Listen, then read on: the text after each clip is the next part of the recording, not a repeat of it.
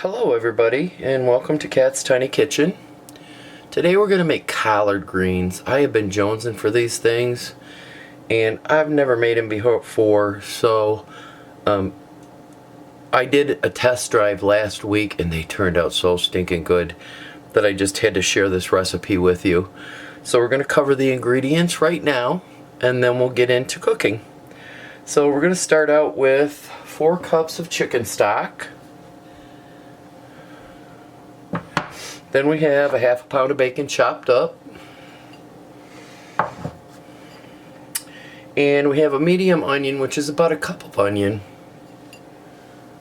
And I have a heaping 2 tablespoons of garlic, chopped garlic, which is about equal to about 4 to 5 cloves of garlic.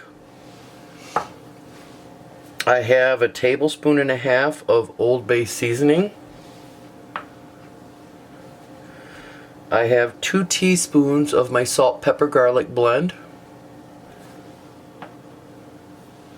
And if you want the recipe for the salt, pepper, garlic blend, go out into my YouTube channel, go through my videos and you'll be able to find it.